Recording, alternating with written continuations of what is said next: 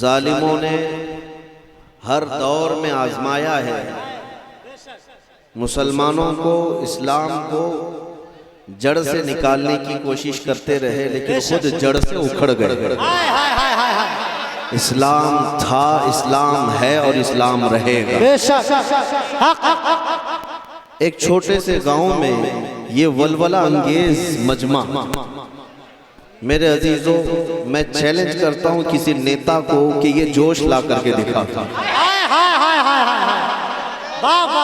بھیڑ تو بہت ہو سکتی ہے، 500 کی 200 کی تو بھیڑ ہو سکتی ہے، اور 100 روپے لے کر آنے والوں کی تو بھیڑ ہو سکتی ہے جی، لیکن میرے رب کی ذات پر مجھے یقین ہے کہ جس علاقے میں بھی میں جاؤں گا وہاں 100-200 روپے لے کر آنے والوں کی بھیڑ نہیں، بلکہ اپنی گردن میرے مصطفیٰ کے نام پر دینے کی۔ میرے عزیزوں،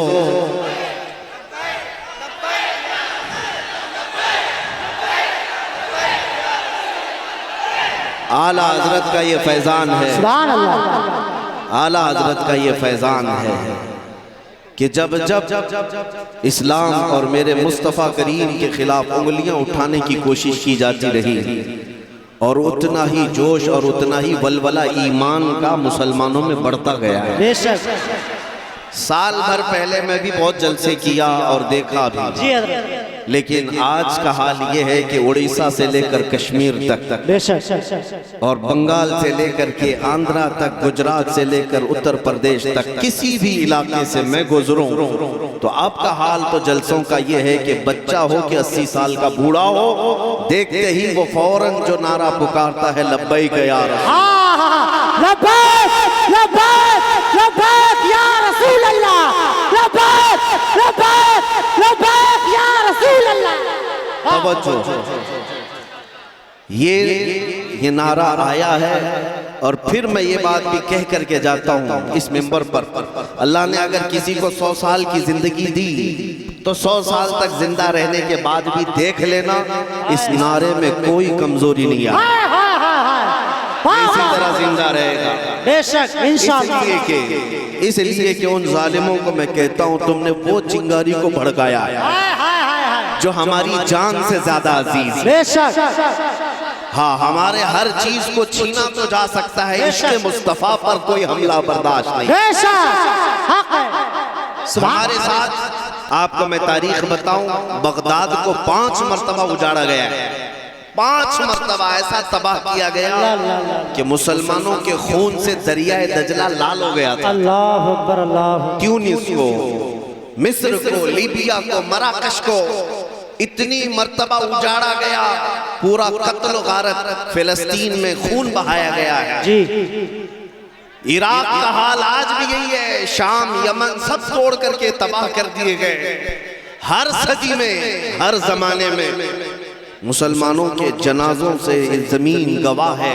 بے شک، لیکن میں آپ کو ایک بات بتا دیتا ہوں، تاریخ کے باب میں لاکھوں قتل تو لکھے ہوں گے، بغداد میں ہلاکو کے زمانے میں مسلمانوں کی کھوپڑیوں سے ایک مینار بنا دیا گیا تھا، مینار تعمیر کیا تھا، ظلم اتنا کر لیا ان لوگوں نے دنیا نے۔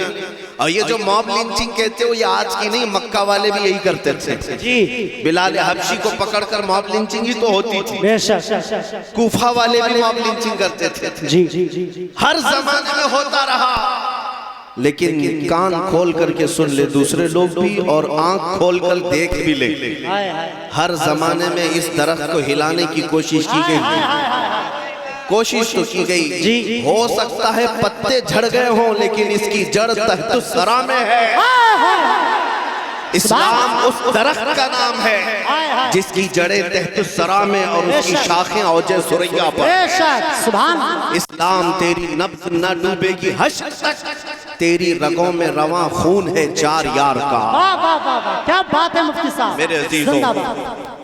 اب تھوڑی دیر توجہ کے ساتھ آپ سماعت کریں، جی کرم، تھوڑی دیر جی کرم۔ نبی اکرم صلی اللہ تعالیٰ علیہ وسلم کی امت میں اللہ نے آپ کو پیدا کیا اور قرآن میں کہا کنتم خیر امت، بے شک تم سب سے بہترین امت ہو، بے شک سب سے بہترین امت ہو جو لوگوں کے درمیان نکالے گئے۔ کس لیے؟ رہنا بھائی تقریر سننا ہے تو ٹھیک ہے، نہیں تو میں خدا حافظ کہتا ہوں۔ اب نعرے بھی سب آخر میں لگا لیں گے، آپ انشاءاللہ انشاءاللہ سب پورا ختم ہونے، میں میسیج دینے کے لیے آیا ہوں۔ میسیج اگر لینا ہے تو ٹھیک ہے، توجہ۔ اللہ نے آپ کو فرمایا خیر امت ہو، تم سب سے بہترین امت ہو۔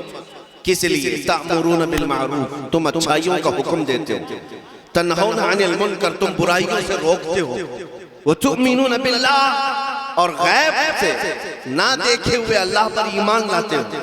یہ تمہاری صفات اللہ نے قرآن میں بیان کیا، تم سب سے بہترین امت ہو۔ لیکن کیا آج کے حالات میں بہترین امت کا خطاب تمہارے ساتھ ہے یا نہیں ہے؟ آج کے حالات میں کیا تم اچھائیوں کا حکم دے رہے ہو، برائیوں سے روک رہے ہو؟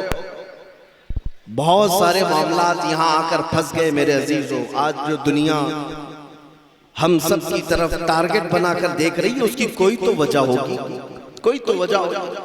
ایک زمانہ ایسا تھا کہ اٹلی، ڈنمارک اور یورپ کے بڑے بڑے بادشاہوں کے بیٹے علماء اسلام کے پاس پڑھنے کے لیے آتے تھے اور فخر کرتے تھے کہ ہم نے علماء کے پاس تعلیم حاصل کی۔ غیر مسلموں کی بات کر رہا ہوں۔ اور آج تم امریکہ اور یورپ جا کر کے فخر کرتے ہو۔ دور اتنا کیوں بدل گیا؟ زمانہ ایسا کیوں ہو گیا؟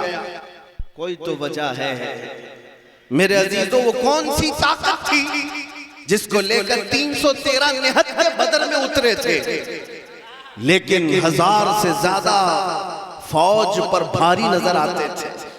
وہ کون سی طاقت تھی جو قیصر و کسریٰ کو دھول چٹا دیا تھا؟ وہ کون سی طاقت تھی جو صلاح الدین کو فاتح بیت المقدس بنایا تھا؟ وہ کون سی طاقت تھی جو خالد بن ولید کو 125 جنگوں میں ناک آؤٹ بغیر کسی شکست کے فتح عطا کیا تھا؟ کون سی طاقت تھی؟ کوئی تو طاقت تھی جس کو آج ہم کھوئے ہوئے ہیں۔ قرآن کہتا ہے النبی اولیٰ بالمؤمنین من انفسہم۔ وہ طاقت یہ تھی کہ نبی مومنوں سے ان کی جان سے زیادہ قریب ہیں، اور مومن جب تک یہ احساس رکھیں گے کہ ہمارا سب کچھ ہمارا نبی ہے، اس وقت وہ طاقت ہماری واپس آ جائے گی۔ تم بہت دور نہیں رہتے بریلی سے میرے عزیزوں۔ اگر بریلی کی پرچھائیاں تم پر نہیں پڑی تو پھر بڑے افسوس کی بات ہے۔ دنیا کے کونے کونے میں رہنے والے بریلی کی چھاؤں میں آج عشق مصطفیٰ میں جلا پا رہے ہیں، اور تم بریلی کے بہت قریب رہتے ہو تو بریلی کا میسج تو سنو۔ بریلی والے نے یہ میسج دیا تھا دہن میں زبان تمہارے لیے، یا رسول اللہ دہن میں زبان تمہارے لیے، بدن میں ہے جان تمہارے لیے، ہم آئے یہاں تمہارے لیے، یا رسول اللہ اٹھے بھی وہاں تمہارے لیے، ہمارا سب کچھ رسول اللہ کے لیے ہے۔ یہ تو 100 سال پہلے اعلیٰ حضرت نے ہمیں میسج دیا تھا۔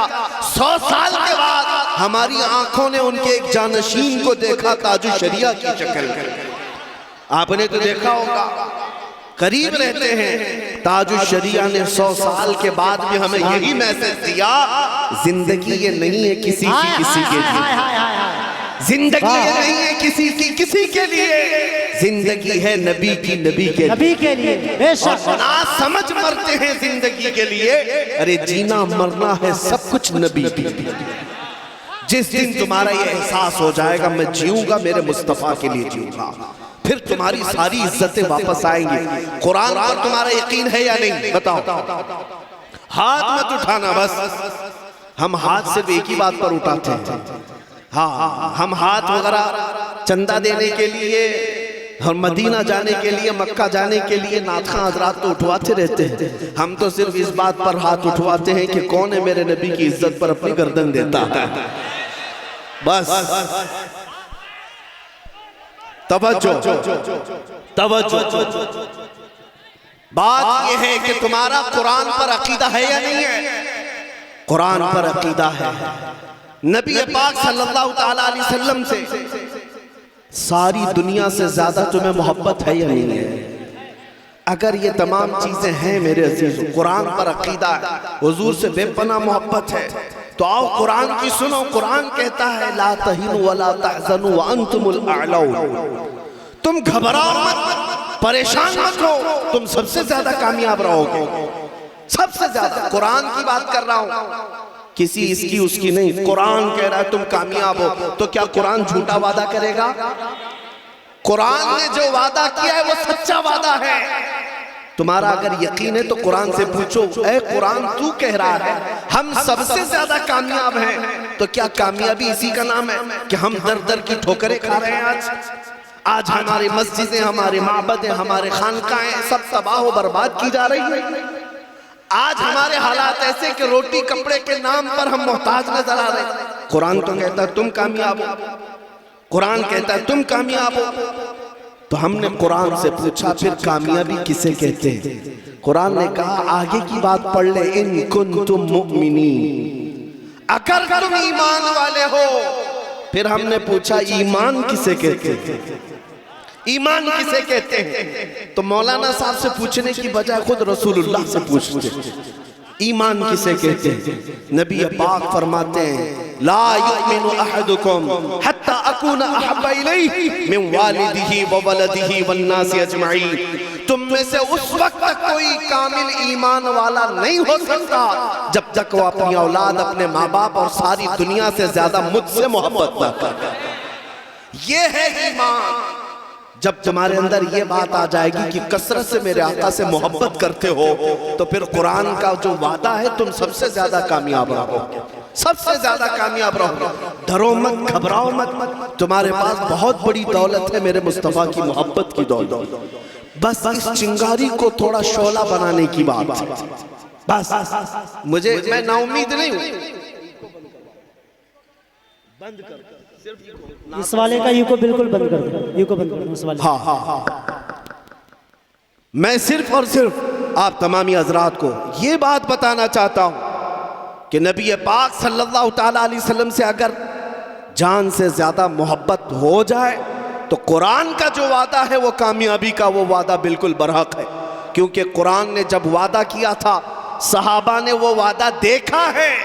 وہ بغیر چپل کے آئے تھے بدر میں، بغیر ساز و سامان اور بغیر تلواروں کے آئے تھے۔ ایک صحابی حضرت سہیل کہتے ہیں ہمارے پاس تو ایسی تلواریں تھی جس سے سبزی بھی نہیں کٹ پاتی تھی، لیکن بدر کے میدان میں ایک صحابی حضرت عکاشہ کہتے ہیں میرے پاس تو کچھ بھی نہیں تھا بس سوائے میرے مصطفیٰ کی محبت کے۔ آیا میدان میں، کہا یا رسول اللہ میں بھی میدان میں اترتا ہوں، میرے پاس کچھ ساز و سامان ہتھیار نہیں۔ حضور پاک نے فرمایا کوئی لکڑی پڑی تو لاؤ۔ وہ کہتے ہیں کھجور کے تنے کی ایک سوکھی ہوئی لکڑی میرے ہاتھ میں آئی، میں نبی پاک کے پاس دیا، حضور پاک نے اپنا ہاتھ اس لکڑی پر پھیرا اور کہا جاؤ اسی سے لڑو۔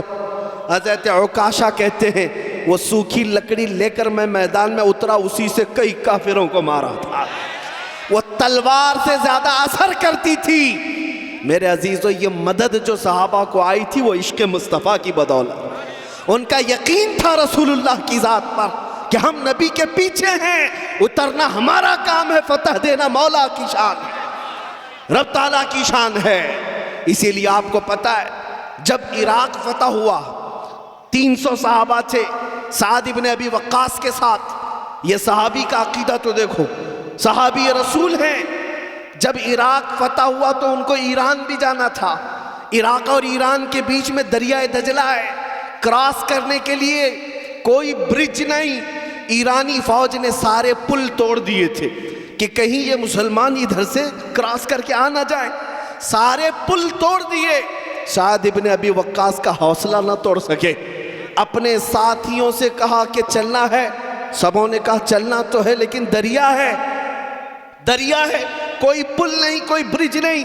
دریائے دجلہ کوئی تالاب کا نام نہیں ہے، دنیا کی ایک بہت بڑی ندی کا نام ہے، گہرائی بھی زیادہ ہے، چوڑائی بھی زیادہ ہے۔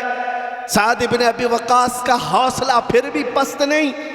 تاریخ طبری میں یہ روایت موجود ہے، ان کے ساتھیوں نے پوچھا سعد ابن ابی وقاص سے کہ جائیں اس طرف تو کیسے جائیں؟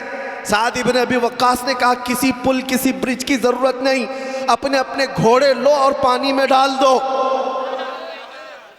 پار کرانا مولا کی طرف سے ہے۔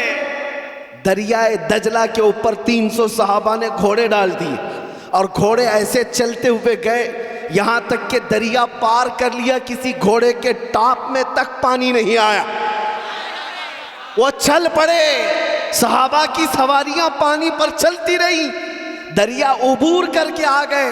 ایران کی تاریخ میں یہ لکھا ہوا ہے، انہوں نے دیکھ کر کے کہا تھا یہ تو آنے والے انسان نہیں جنات نظر آتے ہیں، دنیا حیران ہے۔ اسی لیے شاعر نے کہا تھا دیوان گانے عشق محمد کو دیکھ کر گھبرا گئی ہے گردش دوراں کبھی کبھی، گھبرا گئی ہے گردش دوراں کبھی کبھی۔ یہ میرے مصطفیٰ کریم کے غلاموں کے حال تھے، اگر وہ پانی پر گھوڑے ڈال دیں مولا اس پر خشکی جیسا راستہ پیدا کرتا ہے۔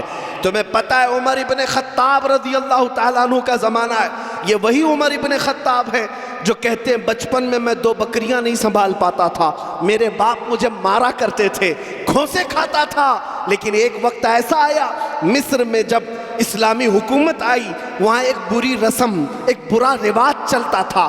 عمرو بن عاص جو گورنر تھے مصر کے، انہوں نے دیکھا دریائے نیل جو مصر میں بہتا ہے سال میں ایک مرتبہ سوکھ جاتا تھا، تو مصر کے لوگ ایک 16-17 سال کی حسین لڑکی کو سجا کر کے سنوار کر کے اس دریا کے بھیٹ چڑھا دیتے تھے، بلی چڑھاتے تھے، اس کا خون جب دریا میں ڈالتے تو پھر دریائے نیل لبالب بھر جاتا تھا۔ یہ ان کی بری رسم، ان کا برا رواج ہر سال چلتا تھا۔ جب اسلام وہاں پر آیا لوگوں نے عمرو بن عاص سے کہا کہ ہمیں ایک لڑکی ذبح کر کے ڈالنی پڑے گی، نہیں تو پانی اوپر نہیں آئے گا۔ عمرو بن عاص نے کہا میں اس کی تو اجازت نہیں دے سکتا، اسلام اس کے خلاف ہے۔ لیکن آپ نے جب دیکھا کہ حقیقت میں پانی سوکھنے لگ گیا، دریائے نیل سوکھنے لگ گیا اور نیچے چلا گیا، وہ گھبرا گئے، کیا یہ رسم و رواج کو جاری رکھنا پڑے گا؟ کیا یہ دریا کو بہانے کے لیے، پانی کو اچھال لانے کے لیے یہ بری رسم کو زندہ رکھنا پڑے گا؟ اسی کشمکش میں عمرو بن عاص نے خط لکھا مدینے میں عمر ابن خطاب کو رضی اللہ تعالیٰ عنہ۔ امیر المومنین عمر ابن خطاب کے پاس جب خط آیا، سنو اے مسلمانوں، جو یہ کہتا ہے میرے مصطفیٰ کی غلامی میں نفع کیا ہے، حضور کی وفاداری میں فائدہ کیا ہے، کان کھول کر سن لے، فائدہ میں بتاتا ہوں۔ عمر ابن خطاب اس کے بعد جواب میں ایک خط عمرو بن عاص کو لکھتے ہیں جو مصر کے گورنر تھے، اور دوسرا خط دریائے نیل کے نام پہ لکھتے ہیں۔ آج تک سنا ہے کبھی کسی نے دریا کو بھی خط لکھے کہا ہو، پانی کو خط لکھا ہو کسی نے؟ یہ صرف محمد عربی کے غلاموں کا راج ہے، راج ہے۔ خط عمرو بن عاص کو لکھا، کہا تم نے جو کیا بالکل صحیح کیا، تم اپنی اس بات پر قائم رہو، اور ایک خط میں تمہیں بھیج رہا ہوں، یہ دریائے نیل میں دے دینا۔ دریائے نیل کو کیا خط لکھا تھا؟ خط لکھا بسم اللہ الرحمن الرحیم، اے دریائے نیل، اگر تو اللہ کے حکم سے چلتا ہے تو عمر ابن خطاب اللہ کا بندہ حکم دیتا ہے کہ جاری ہو جا، اور اگر اللہ کے حکم سے نہیں چلتا تو ہمیں تیرے پانی کی کوئی ضرورت نہیں۔ یہ خط لکھا اور بھیجا۔ حضرت عمرو بن عاص کے پاس جب عمر ابن خطاب کا خط آیا، جب دونوں خط آئے اپنا خط رکھ لیا، دریائے نیل کا خط لے جا کر دریائے نیل میں ڈالا۔ تاریخ میں موجود ہے اچانک جوش آیا پانی میں اور 16 گز اوپر دریائے نیل کا پانی بہنے لگا، اور اتنا ہی نہیں 1400 سال گزر گئے، آج بھی دریائے نیل لبالب بھرا نظر آتا ہے۔ یہ کہنا یہ چاہتا ہوں، تم پوچھتے ہو محمد عربی کے غلامی میں ملتا کیا ہے؟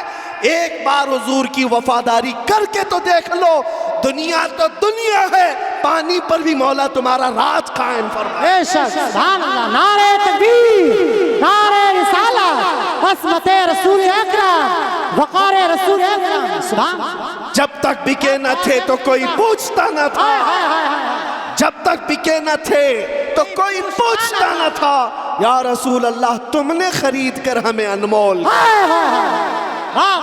بک کر کے تو دیکھو اے جوان، بہت اچھے مفتی فکر کر کے تو دیکھو.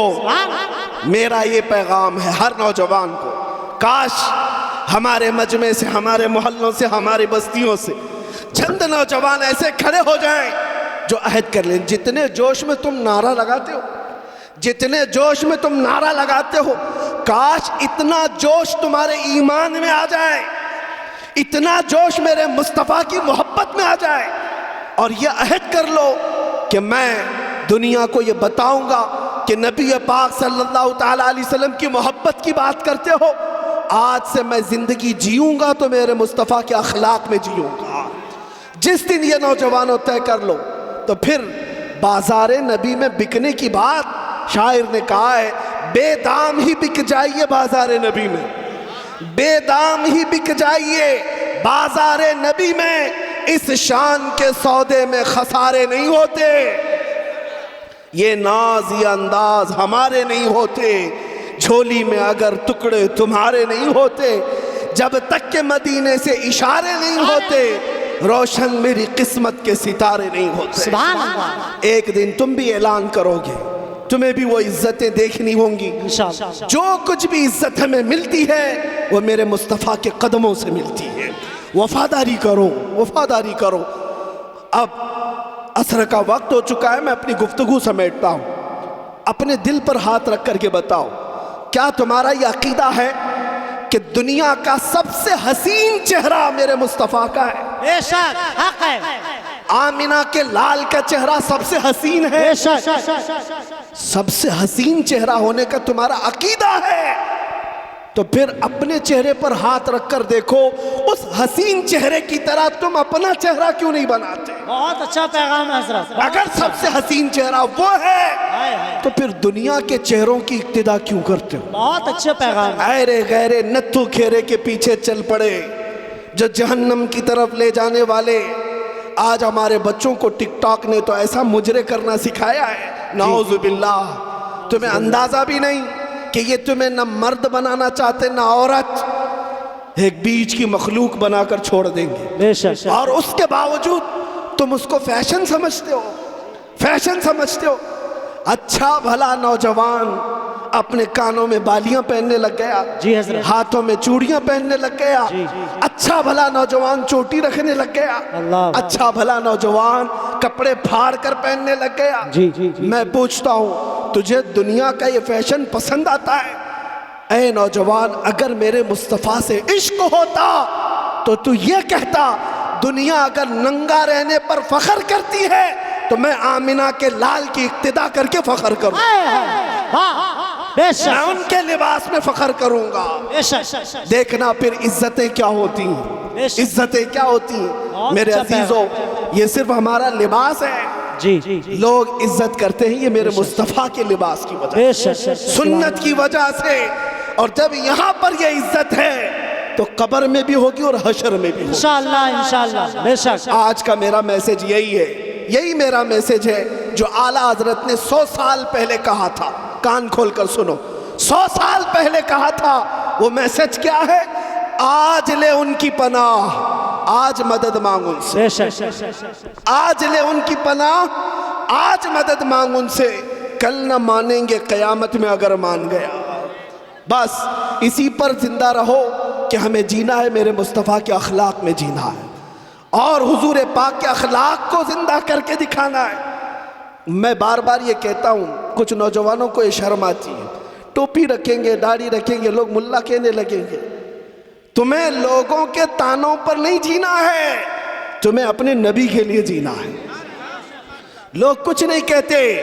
اور ایک بات میں آپ کو بتاؤں، ارے دنیا والوں کو چوٹی رکھنے پر شرم نہیں آتی، تمہیں داڑھی رکھنے پر کیوں شرم آتی؟ بہت اچھا پیغام ہے. بہت اچھا پیغام. شرم آتی ہے. بہرحال میرے مصطفیٰ کریم صلی اللہ تعالیٰ علیہ وسلم کے اخلاق کی طرف آؤ، پھر دنیا تمہیں بتائے گی. میں نے دیکھا ہے ایک صحابی رسول حضرت نعمان، یہ بہت بڑے بادشاہ کے دربار میں گئے. جب اس بادشاہ کو پتا چلا محمد عربی صلی اللہ علیہ وسلم کا ایک صحابی آ رہا ہے، اس نے ریشم کا کارپیٹ بچھایا اور کرسی سونے کی کلئی کی ہوئی. सोने की कलई की हुई कुर्सी बिछाया। हजरत नौमान आए। दुनिया के इस चकाचौंध से कभी मेरे आका के गुलाम इस तरह दिल नहीं दे बैठते। आए और उस दरबार में अपनी छड़ी से उस रेशम के कालीन को फाड़ दिया और कहा मैं इस पर नहीं चलना चाहता। जी फिर जब कुर्सी के पास आए उसको ठोकर देकर गिरा दिया, कहा लकड़ी की कुर्सी पर बैठता हूं। बादशाह ने कहा अब तक ये एजाज मैंने किसी को नहीं दिया। तुम मोहम्मद अरबी के गुलाम हो, सहाबी हो, क्या बात, उनके तर्जुमान, उनके सफीर हो। जी। मैंने रेशम का महंगा कालीन बिछाया जी। और सोने की कलई की हुई कुर्सी बिछाया। उस सहाबी ने एक ही जवाब दिया, एक ही जवाब दिया, तेरी इज्जत, तेरा इज्जत करना अपनी जगह पर। मैं अगरचे मेरे मुस्तफ़ा से दूर हूं, लेकिन रेशम मेरे मुस्तफ़ा ने मर्दों के लिए हराम करार दिया और सोना मर्दों के लिए हराम करार दिया। जिसको मेरे नबी ने हराम किया है उनका गुलाम कभी उसको अपना नहीं सकता, चाहे सामने बादशाहत ही क्यों ना आ जाए। सुभान। इसीलिए हुजूर ताज शरिया ने फरमाया था, बुलहवस सुन, सीमो ज़र की बंदगी अच्छी क्या नहीं। बात है। बुलहवस किसको कहते हैं? नफ्स का पुजारी, जी। ख्वाहिशात के पीछे भागने वाला, इसको बुलहवस कहते हैं। और सीमो ज़र, सोना चांदी को, जो सोना चांदी के पीछे भाग रहे हैं उनको हुजूर ताज शरिया ने फरमाया था, बुलहवस सुन, सीमो ज़र की बंदगी अच्छी नहीं, उनके दर की भीख अच्छी, सरवरी अच्छी नहीं। उनके दर की भीख अच्छी, सरवरी अच्छी नहीं। हमने नबी पाक के गुलामों को देखा है, जब उन्होंने दुनिया को ठुकराया है सारी दुनिया मौला उनके कदमों में लाकर रखा है। आज मैं यही कहकर जाऊंगा, ऐ नौजवानों, जिंदगी बहुत कम है। हालात जिस तरह के यहाँ पर है इसका एक ही हल है, एक ही हल है। जो हालात बिगड़ते जा रहे हैं, सख्त से सख्त होते जा रहे हैं, उसका एक ही हल है। तुम आज इस टेंशन में हो कि हमारी मस्जिदों का क्या होगा, हमारे मदरसों का क्या होगा, हमारी अजानों का क्या होगा, हमारी टोपियों दाढ़ियों का क्या होगा। तुम इसी टेंशन में हो। और लोग ये कहते हैं बच्चियों का हिजाब, औरतों के नकाब, ये शरीयत के मसाइल, हर दिन नई नई खबरें। इसका हल क्या है? इन सब मसाइल का हल मैं एक ही बात में बताता हूँ, एक ही बात, कि मोहम्मद से वफा तूने, कि मोहम्मद से वफा तूने तो हम तेरे हैं। ये जहां चीज है क्या, लौहो कलम तेरे। सुभान अल्लाह। बेशक सारे मसाइल का हल एक है, सारे मसाइल का हल एक है। इसलिए कि दुनिया जान रही है कि ये फीके हैं, अंदर से खोखले हैं, अंदर से खाली हैं। अगर ये अपने नबी से मोहब्बत करते हैं तो इनको इनके नबी की सीरत क्यों नहीं मालूम? एक पंडित ने, और वो प्रोफेसर भी है, उन्होंने मेरे सामने बैठ कर के कहा, मौलाना आपकी बातें बड़ी बड़ी ठीक हैं, इश्क और मोहब्बत की आप जो बात कर रहे हैं, आपकी कौम से पूछें कितने लोग हैं जो आपके नबी की सीरत पढ़े हुए हैं, कौन कौन है जो उनके औलाद, उनके ख़ानदान और उनकी ज़िंदगी को जानता है, कितने हैं जो उनकी मक्का की ज़िंदगी, मदीने की ज़िंदगी को जानते हैं। बात तो ठीक थी, इसीलिए दुनिया आज तुम्हारे ऊपर तुली हुई है कि है तो इनके सरों पर टोपियाँ, चेहरों पर दाढ़ियाँ और घरों पर मुसलमानी अलामात, लेकिन हकीकत में दिल शायद खाली नज़र आता है या अमल से दूर हैं। इसीलिए दुनिया को जवाब देने के लिए सड़क पर उतरकर एहतजाज नहीं, दुनिया को जवाब देने के लिए सिर्फ प्रोटेस्ट और धरना नहीं, बल्कि ये अहद करना है कि मैं मेरे मुस्तफ़ा का दीवाना सिर्फ बाहर से नहीं दिल से भी नजर आऊंगा। मैं अपनी सारी चीजें कुर्बान करता हूं, जो मेरे नबी को नापसंद है उस चीज को मैं नहीं करना चाहता। क्या ऐ नौजवानों, हुजूर की मोहब्बत पर फिदा होकर नारे तो लगाते हो, सुबह गाने सुनते हुए उठते हो, रात को गाने सुनते हुए सोते हो। क्या ये मोहब्बत का तकाजा है?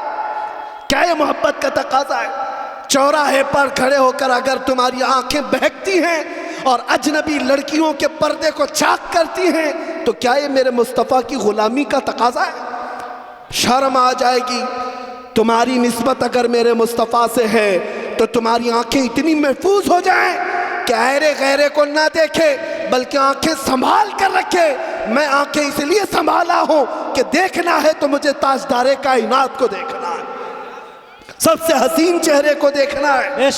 آنکھیں بچاؤ، اپنے اخلاق بچاؤ، اپنا ایمان بچاؤ۔ بس اس بات پر میں اپنی گفتگو ختم کرتا ہوں۔ انہیں جانا، انہیں مانا، نہ رکھا غیر سے کام۔ انہیں جانا، انہیں مانا، نہ رکھا غیر سے کام۔ للہ الحمد میں دنیا سے مسلمان گیا۔ اے نوجوانوں اٹھو، قوت عشق سے ہر پست کو بالا کر دو، قوت عشق سے ہر پست کو بالا کر دو، دہر میں نام محمد سے اجالا کر دو۔ وآخر دعوانا ان الحمدللہ۔ مصطفیٰ